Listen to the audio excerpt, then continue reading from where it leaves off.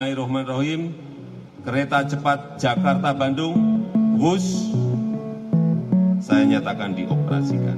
Pada hari Senin 2 Oktober 2023, Presiden Indonesia waktu itu Joko Widodo telah meresmikan kereta cepat Jakarta-Bandung, KCJB.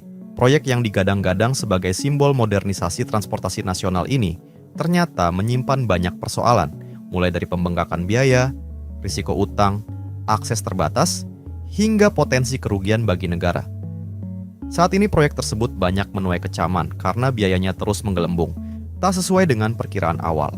Bahkan untuk menyukseskan proyek tersebut, pemerintah harus mengemis pada APBN agar mendapatkan dana. Menteri Perhubungan 2014 sampai 2016, Ignatius Jonan, beberapa kali mengungkapkan keberatannya soal keberadaan rencana proyek kereta cepat Jakarta-Bandung. Kereta api super cepat. Sebagai pribadi ya, dan sebagai direktur utama kereta api saya nggak pernah sepakat soal dibangun. Oh iya. Kenapa? Bukannya bagus, Pak? Ya suka-suka saya. Dikutip dari pemberitaan Kompas.com 3 September 2015, Jonan kala itu menegaskan, selama ini tidak perlu ada moda transportasi semacam kereta cepat untuk rute Jakarta-Bandung. Kata dia, secara teknis, kereta cepat yang memiliki kecepatan di atas 300 km per jam tidak cocok untuk rute pendek seperti Jakarta-Bandung yang hanya kisaran 150 km. Menurut Jonan, kereta cepat idealnya dibangun untuk rute-rute jarak jauh, misalnya Jakarta-Surabaya. Selain itu, ia berpendapat bahwa pemerataan pembangunan kereta di daerah-daerah di luar Pulau Jawa jauh lebih penting mengingat masih banyak daerah di luar Pulau Jawa yang bahkan melihat kereta api saja tidak pernah. Pembangunan kereta api di luar Pulau Jawa dinilai lebih efektif dari segi pemerataan pembangunan karena kualitas akses jalan yang jauh tertinggal jika dibandingkan di Pulau Jawa. Selain itu, hal ini juga jauh lebih hemat dari sisi anggaran. Jonan bahkan sempat menolak menerbitkan izin trase pembangunan kereta cepat karena dinilai masih ada beberapa regulasi yang belum dipenuhi, terutama terkait masa konsesi.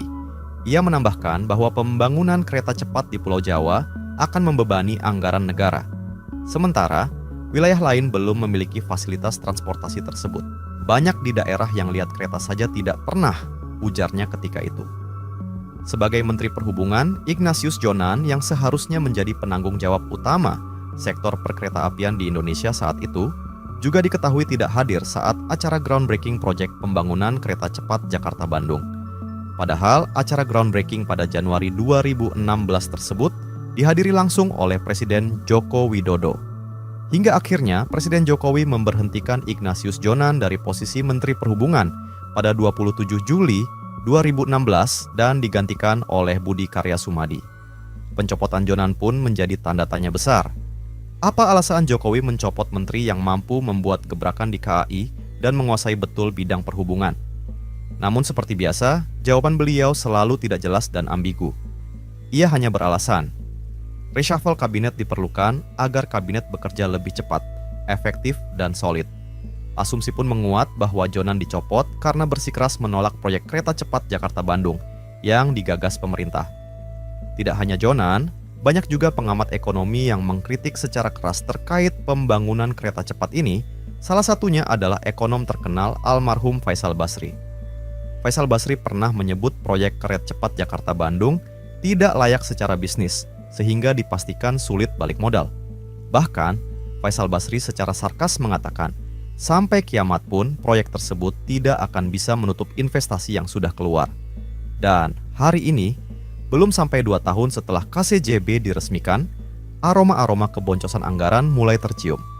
Dari sebelumnya pemerintah yang menjanjikan proyek ini tidak akan menggunakan APBN, justru sekarang berbalik arah dan dalam kutip menjadi beban negara karena menyedeot APBN triliunan. Pada video ini kita akan membahas secara mendalam mengenai proyek kereta cepat yang menjadi legasi Presiden Jokowi dalam mengukuhkan namanya sebagai Bapak Pembangunan Indonesia. Kereta cepat Jakarta-Bandung atau KCJB adalah kereta cepat pertama di Asia Tenggara, dibangun dengan teknologi asal Tiongkok.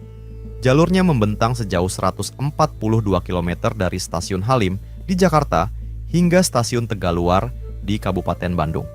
Dengan kecepatan operasional hingga 350 km per jam, KCJB diklaim mampu memangkas waktu tempuh Jakarta-Bandung menjadi hanya 36 sampai 40 menit. Secara teori, proyek ini terdengar sangat menjanjikan. Namun dalam praktiknya, berbagai masalah muncul sejak tahap awal pembangunan. Awalnya, biaya pembangunan KCJB diperkirakan hanya sekitar 5,5 miliar dolar Amerika atau setara dengan 80 triliun rupiah.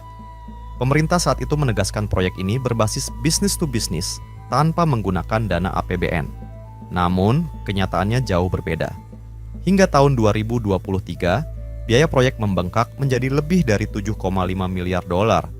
Pembengkakan biaya atau cost overrun ini terjadi akibat berbagai faktor. Pembebasan lahan yang lambat, perubahan desain jalur, pembangunan terowongan panjang, kenaikan harga material, serta dampak pandemi COVID-19 yang menghentikan sementara progres konstruksi. Pembengkakan biaya inilah yang kemudian memaksa pemerintah ikut turun tangan memberikan penyertaan modal negara melalui PT KAI. Padahal sebelumnya, pemerintah berulang kali menyatakan bahwa proyek ini tidak akan menggunakan uang rakyat. Selain masalah biaya, isu lain yang lebih serius adalah beban utang. Mayoritas dana pembangunan KCJB berasal dari pinjaman luar negeri, khususnya dari China Development Bank, dengan nilai sekitar 4,5 miliar dolar Amerika. Pinjaman ini tentu harus dilunasi, lengkap dengan bunga yang cukup besar di kisaran 3,4%. Kekhawatiran muncul jika pendapatan dari tiket penumpang tidak mampu menutup biaya operasional dan cicilan utang. Dalam kondisi seperti itu, maka BUMN Indonesia, terutama PT Kereta Api Indonesia, yang akan menanggung kerugian. Karena PT KAI adalah BUMN, secara tidak langsung, risiko keuangan ini akan kembali membebani negara. Dengan kata lain, walaupun proyek ini digadang-gadang tidak memakai dana APBN, pada praktiknya risiko utang bisa tetap jatuh ke pundak rakyat Indonesia. Selain pembengkakan biaya dan utang, KCJB juga menghadapi masalah lain, yaitu akses terbatas. Stasiun akhir kereta cepat berada di Tegaluar, Kabupaten Bandung, sekitar 15 sampai 20 km dari pusat kota. Lokasi ini membuat penumpang masih membutuhkan transportasi tambahan untuk sampai ke pusat kota Bandung. Dengan kondisi ini, efisiensi waktu yang dijanjikan KCJB berkurang drastis. Memang benar perjalanan dari Jakarta ke Bandung bisa ditempuh hanya 40 menit, tetapi perjalanan dari stasiun Tegaluar ke pusat kota bisa menambah waktu setengah hingga 1 jam. Akibatnya, keunggulan kereta cepat dibanding moda transportasi lain seperti mobil pribadi, bus, atau kereta argo parahyangan menjadi tidak terlalu signifikan. Kritik lain juga menyasar pada jarak jalur yang relatif pendek, hanya 142 km. Bandingkan dengan proyek kereta cepat di Jepang, Prancis, atau Tiongkok, yang rata-rata menghubungkan kota dengan jarak lebih dari 400 km. Dengan jarak pendek seperti ini, banyak pihak menilai biaya sebesar 120 triliun rupiah terlalu besar untuk keuntungan yang terbatas. Proyeksi jumlah penumpang KCJB adalah sekitar 30.000 hingga 40.000 orang per hari di awal operasional, dengan harapan meningkat hingga 60.000 per hari dalam beberapa tahun ke depan. Namun, target ini dianggap ambisius. Harga tiket KCJB dipatok di kisaran 250.000 hingga 350.000 sekali jalan. Bagi sebagian masyarakat, harga ini cukup mahal. Apalagi masih ada pilihan lain yang lebih murah, meskipun waktunya sedikit lebih lama. Jika jumlah penumpang tidak sesuai harapan, pendapatan KCJB tidak akan cukup untuk menutupi biaya operasional dan cicilan utang. Dengan kata lain, risiko kerugian dari sisi pendapatan sangat besar. Badan Pemeriksa Keuangan, BPK, sudah mengingatkan bahwa proyek KCJB mengandung risiko fiskal bagi Indonesia. Jika proyek ini gagal mencapai proyeksi penumpang dan keuntungan, maka kerugian harus ditanggung oleh BUMN dan berpotensi membebani APBN. Fakta bahwa pemerintah akhirnya memberikan suntikan dana PMN penyertaan modal negara, menegaskan bahwa negara tidak bisa sepenuhnya lepas tangan. Ini menimbulkan kritik bahwa proyek kereta cepat yang awalnya digadang sebagai simbol kemandirian bisnis justru berubah menjadi beban fiskal jangka panjang.